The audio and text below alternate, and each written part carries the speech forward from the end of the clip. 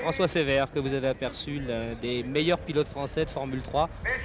Malchanceux qui n'a pas toujours le meilleur matériel à sa disposition et c'est bien dommage.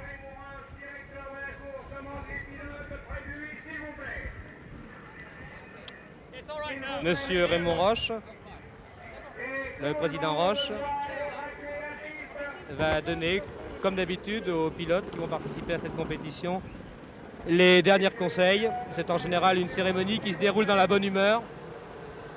Et je pense que si le micro à chef de Carrier-Forissier est au milieu des pilotes, nous pourrons entendre d'ailleurs ses recommandations.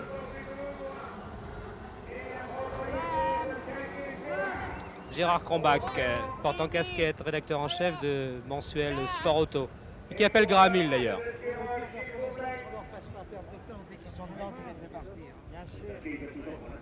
Aussi les derniers conseils de Raymond Roche. Monsieur Roche explique que la compétition, contrairement à ce qui était prévu, ne comporte pas 85 tours, mais 75 tours. Un tour de reconnaissance. Moteur, vous partez, vous tenez vos intervalles. Vous revenez, vous laissez les moteurs. Nous sommes en retard. 30 secondes. 10 secondes. Ouais. On part. Brabham. Attention. Oui, Brabham. Oui. Attention. Vous voyez la bonne humeur. Attention. Alors, en voiture, moteur, un tour de reconnaissance. Allez. Après avoir fait le tour, on doit arrêter les moteurs. Non. Adamiche. Eh bien, messieurs, les pilotes sont à bord de leur voiture et vont accomplir le tour de reconnaissance qui sera le prélude aux 75 tours de Stewart. ce dernier trophée de France de la saison. Jackie Stewart qui avec Johnny Servoz-Gavin pilotera l'une des deux Matra 67 engagées dans ce Grand Prix de France, dans ces trophées de France.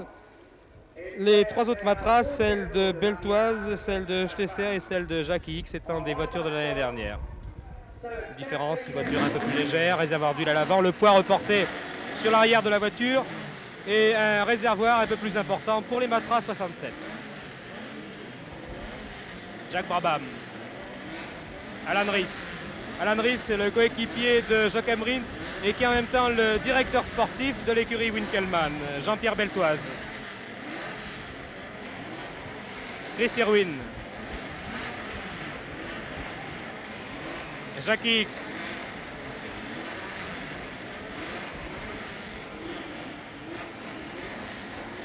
Johnny Servoz-Gavin, Redman.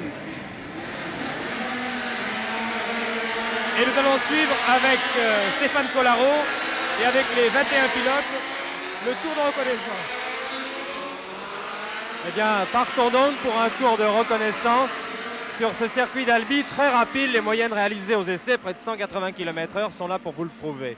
Au bout de la ligne droite des tribunes, une grande courbe qu'il faut prendre le plus vite possible afin d'essayer de se dégager des concurrents qui peuvent vous suivre et profiter de votre sillage dans la longue ligne droite, près d'1 kilomètre. Ligne droite Le Rajol, où les vitesses atteintes seront de l'ordre de 240-245 km/h. Et au bout de cette ligne droite, il va falloir freiner très rapidement, très brutalement, puisque la courbe au bout de cette ligne droite se prend aux alentours de 100 à l'heure en secondes. Vous voyez les premiers concurrents, Clark, Rindt, qui viennent de prendre cette courbe. Une courte ligne droite, la ligne droite Welcome. Une nouvelle courbe à l'issue de cette ligne droite.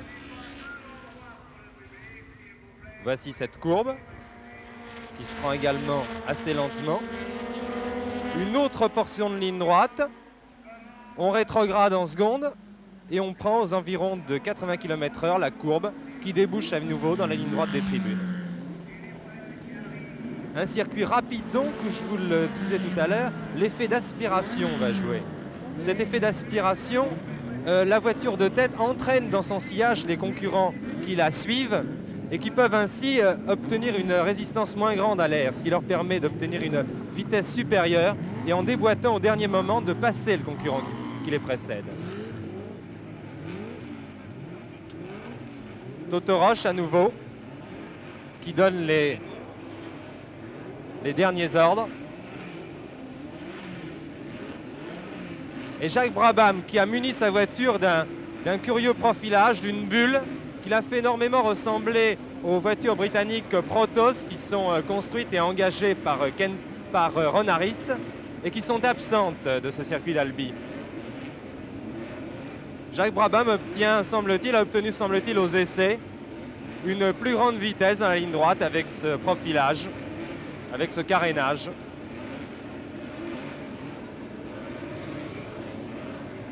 La position sur la grille de départ. Donc, sur la première ligne, Jackie Stewart, Jim Clark, Joachim Rindt.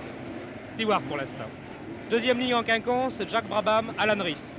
Troisième ligne, Jean-Pierre Beltoise, Chris Irwin et Widows. Quatrième ligne, X et Servoz en quinconce. Cinquième ligne, Courage, Redman et Gardner. Sixième ligne en quinconce, Graham Hill, Schlesser. Septième ligne, Oliver, Lambert, Rollinson.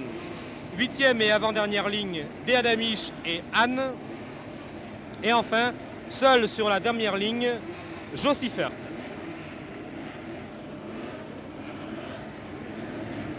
Alan Ries au premier point.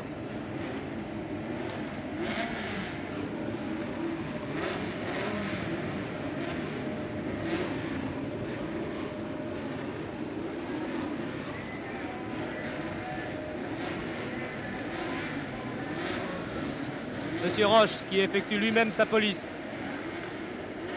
Il n'est pas content.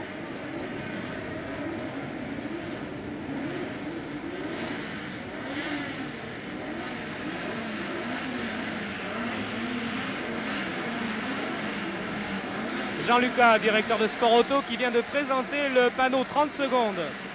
Le panneau 10 secondes maintenant. Suivez bien le drapeau de Monsieur Roche. Lorsqu'il s'abaissera, et voici un très bon départ de Rindt. Rindt à l'extérieur.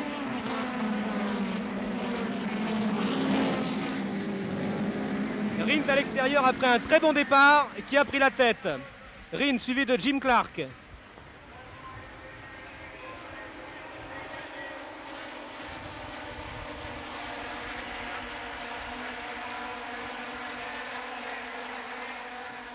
Joachim Rindt, Jim Clark, Jackie Stewart et Jack Brabham. Rindt, Stewart, Clark.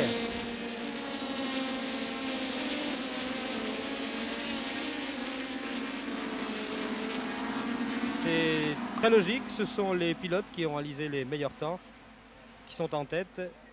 Et Rindt a pu prendre la première place à la faveur d'un excellent départ que vous avez pu suivre d'ailleurs. Voici Rindt, suivi par Jackie Stewart, Rindt sur Brabham Ford, Stewart sur Matra Ford. Et voici le raccordement avant la ligne droite des stands de ravitaillement. Joachim Rindt qui en sort en tête de ce virage, suivi par Stewart. Rindt, Stewart, Clark, Widows.